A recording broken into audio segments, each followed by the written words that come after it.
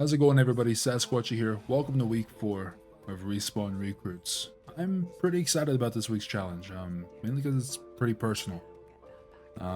This week's challenge was titled Your Never-Ending Content Story. So basically, my whole story, and how I got into content creation and things like that. I'm gonna be honest. I know the last few videos and challenges I've done some editing and added some flair and stuff like that, but I wanted to take a different approach and I just wanted to tell my story. So here we go. So I guess the best way to start this is really to go all the way back to when I first started playing video games. And to do that, we have to go all the way back to 2002. On Christmas Day, to be exact. Little 5-year-old me waking up to open the greatest present ever, which is a brand new Nintendo 64. And from then on, I would play my very first video game, which is still to this day my favorite video game of all time, Banjo-Kazooie. Banjo-Kazooie is always going to hold a special place in my heart, not only because it was the very first game I ever played, but it really set the tone for what I wanted for video games. Fun, exciting, funny. Because let's be honest, if you've played Banjo before, especially to me as a little 5-year-old playing for the first time, there was nothing funnier than being a bear that travels around with a giant bird in our backpack that is sarcastic and mean, and its main form of attacking is pooping out eggs that explode on contact. That was so funny to me back then, and it's still funny to me now, which is why it holds up as my favorite game. And honestly, from then on, that would keep me playing, and I would move on to other games, such as Pokemon Stadium and Coliseum, Pokemon Snap, the Mario Party and Mario Kart, 007 GoldenEye, and then also one of my personal favorites, Star Wars Pod Racers. Let me know if you've played that one.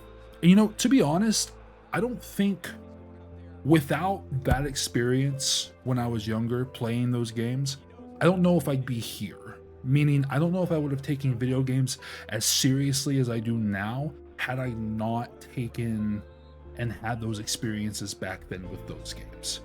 So I owe a lot to those games and to kind of building a foundation, I'll say, for what I'm doing now. Next, I guess we move on to our next console, I guess you could say, would be the PlayStation 2, where our two favorite games there were Jak and Daxter and Spyro the Dragon. Just classics, grew up with those. And then we would go on to the GameCube, where we would play our favorite Pokemon game of all time, Pokemon XD, Gale of Darkness. Again, let me know if you've played that one. And yeah, back then, also, content creation, I didn't even know what that was. YouTube was probably just starting, and Twitch definitely was not a thing back then. So I was just a kid who wanted to play video games, and that's just what I did. Now I did other things. Obviously, I played outside. Growing up in Oklahoma, you were always outside and this and that, but video games was awesome, and that's kind of what I did when I was inside. Then we moved to high school. I still played video games. Xbox 360. Main games were like Call of Duty, Modern Warfare 2, Black Ops 2, Battlefield 3 and 4. But my main focus in high school was sports, specifically football. I had a dream of playing in the NFL. That was my goal, and that's what I was going to do. So I put all my time and effort into that. Now, I still gamed. Matter of fact, I was even part of a gaming community called Exiled Gaming Community, XGC, with one of my best friends, and we were in a branch of it called XGC Roughnecks, because it was all like military style like branches, and they did all these tournaments, and it was like not pro but kind of pro gaming and things like that. It was really fun. I don't even know if they're still around, but if for some reason, if you were in XGC Roughnecks from 2012 to 2013, how you doing? It's Sasquatch. I didn't, unfortunately, was able to keep in contact with any of those guys, but they were all great, and I hope you're doing well if you are seeing this for whatever reason. But yeah, like I said, most of my time was spent with football. So, and for good reason. In 2015, we would graduate from high school and we would get a scholarship to go play college ball in a little college in Oklahoma. And to be honest, as a college athlete, you don't have a lot of time, and so gaming was there, but it wasn't as prominent in my time there. I would, me and some friends would, after practices and things like that, if we had some time, we'd go and play some FIFA or something like that, just or Madden or something like that, just for an hour or two, and then get back to whatever we're supposed to be doing for football or classes or whatever. But, other than that, that was really all my gaming stuff. I did, however, have a small stint in streaming in 2016 on a platform called Mixer. At the time, with the Xbox One, they had a function on the Xbox One where you could stream directly from your console, and that's kind of what I did, mainly for fun. I was just bored. I didn't have a webcam. I didn't, I had a little, I went and I bought a little $30 blue snowball mic, and it wasn't anything serious. It was just, Call of Duty and PUBG and some Fortnite, and that was it. But it was a lot of fun. And like I said, though, football was still my main focus. And next we moved to 2018, 2019, where I transferred to a school in Texas for my senior season. And to be honest, I was really set that I was going to go play professional ball somewhere. I was pretty good, and I kind of figured I was. And still wasn't streaming. I was watching YouTube and stuff throughout this time. I watched a lot of guys like Markiplier, who's a huge inspiration to me, especially now. Vanoss Gaming, H2O Delirious, those guys, just so fun to watch back in the day and still fun to watch now. But Markiplier specifically, and we'll get to him in a moment. But in 2019, about a quarter way through my senior year, in my senior season, I got hurt in practice, and that injury resulted in a blood clot. And unfortunately, that blood clot was pretty serious. I almost lost my arm. I, potentially could have, you know what I mean? Thankfully I didn't, but, and my career was over. I was never going to get to play again. And I was super depressed, super just, 22, 23-year-old me. In an instant, all my dreams just gone. And I didn't know what to do. All my IRL friends were football players, and I love those guys. They're my brothers and always will be.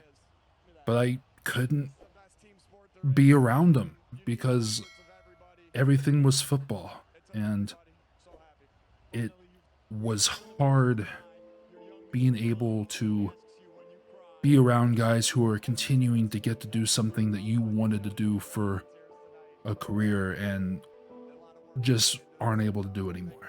And it sucked. So I kind of became a hermit. And I started playing games a little bit more. I still had my one best friend online and two of my other friends that we played online together. And they brought up the idea of, because they saw I was really struggling, they brought up the idea of me trying to stream. They thought I was entertaining. They thought, I was funny when we play and had great reactions to things, and they thought I'd be a great streamer. So I said, sure. And they streamed on Twitch at the time, and I had already had a Mixer account, so I loaded it back up, and I had a computer at the time, and so I bought a capture card and just streamed through my console to Streamlabs OBS. And we would play games like Call of Duty Black Ops 4, their version of Warzone at the time, which was called Blackout, which was super fun. Again, more Battlefield, PUBG, Fortnite, anything, all that. It was a lot of fun. It really helped a lot. And then in 2020, in July, Mixer shuts down. I didn't know what I was going to do. I had formed a pretty good following. I was hitting pretty good numbers. I was doing really good. And then Mixer shut down. without a notice, they just kind of shut it down. They said, "Hey, we're shutting down," and then the next day, it was down. It was done. Nobody really got a chance to tell their community where they were going. At the time, I was on social medias like Twitter and stuff, but I wasn't like huge on those platforms, so I didn't really get a chance to tell my community where I was going. And so I was kind of confused. I didn't know what I was gonna do. And then I decided to make a Twitch and just start all over. And that's when I decided, I want to switch it up. My friends weren't playing as much anymore, and I was kind of tired of playing by myself. And going back just a little bit to backtrack here, when I was going through that and I was really depressed, I watched a lot of Markiplier. And he's a big scary game guy himself, and he just brought me so much joy and laughter and really helped me through a lot of those times. And I owe a lot to him for building me into what I'm doing now with my content. Meaning he inspired me so much to do what I'm doing, and yeah, it was hard, but his content helped a lot. So I decided to try scary games myself, and here we are 5 years later, and we love it. Started off with a little series of what is now my favorite horror game series called Dead Space, and the rest is history. Since then, we've done countless things. We've been in countless creator teams, communities, whatever.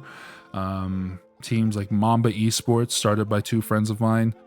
Cryptic Gaming, pre-gaming with my friend Childish Albino. Shout out to Albino, love you, brother. And we've done things like charity streams. Specifically, for the last 5 years, we started it in 2020. We've done a Christmas charity stream where we do a 24-hour stream from Christmas Eve going into Christmas Day. And we do a new foundation every year, a new charity, and it's so fun and amazing. I look forward to that stream every year, and yeah, that's a lot of my journey. And I really am thankful for where I'm at, and I can't wait to continue and see how far we can go. That's kind of my story, guys. If you made it this far, thank you so much. Probably go ahead and end it here. We're kind of running out of time, but thank you all so much. I love you guys. Recruits, hope to see you next week. Good luck to all of you. And yeah, hopefully we're on to week 5. Bye, guys.